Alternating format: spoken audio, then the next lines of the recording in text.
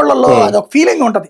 తెలుగుదేశం జనసేన వాళ్ళు కూడా ఎట్టున్నారు ఆడికి జనం వచ్చారు లేదు చూద్దాంపా, లేకపోతే వీళ్ళు రేపు పొద్దున్న డబ్బాలు కొడతారు అని చెప్పేసి వీళ్ళు చూద్దామని వచ్చి అక్కడ వీళ్ళ సంఖ్య కూడా పెరుగుతుంది. పల్లెటూళ్ళలో సహజసిద్ధమైన లక్షణం అది. వాళ్ళందరూ వచ్చిన వాళ్ళందరూ చూస్తానికి వచ్చిన వాళ్ళందరూ ఈయన కోట్లేస్తారని కూడా ఉండదు అక్కడ. కాబట్టి అన్ని రకాలు ఉంటాయి అక్కడ.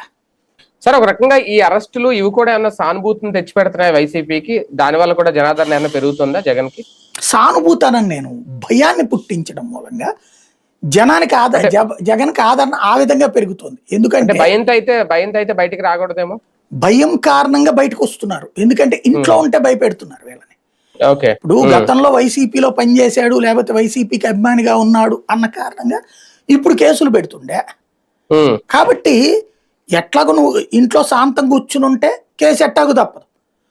అదే జగన్ వెనకాల తిరిగితే వాళ్ళ కార్యకర్తల నాయకుల వెనకాల తిరిగితే రేపు కనీసం ఆ కోర్టు ఖర్చులు చూసుకోవడం, లాయర్లను చూడడం ఏదో ఒకటి చేస్తారు కదా. అదే సైలెంట్ గా తీసుకెళ్తే ఎవడు పట్టించుకునేవాడు కూడా ఉండడు. వీళ్ళే కోర్టుల చుట్టూ తిరగాల, జైలు చుట్టూ తిరగాలి. చెప్పాను కదా, జగన్ కి 6 నెలల ముందు నుంచి చాలా మంది దూరం అయ్యారు. కేడరు నాయకులు, ఒకటి డబ్బులు తిన్నవ్వలేదని నాయకులు, మాకు సరైన గౌరవం ఇవ్వలేదని కేడరు. వాళ్ళందరూ అసంతృప్తే ఇక్కడ దెబ్బ ఓటమిలో. ఎందుకంటే కార్యకర్త 20 మంది ఓటర్లను తెస్తాడు, అతనే నెగ్లిజెంట్ గా కూర్చుంటే 20 ఓట్లు పోయినట్టేగా. తనే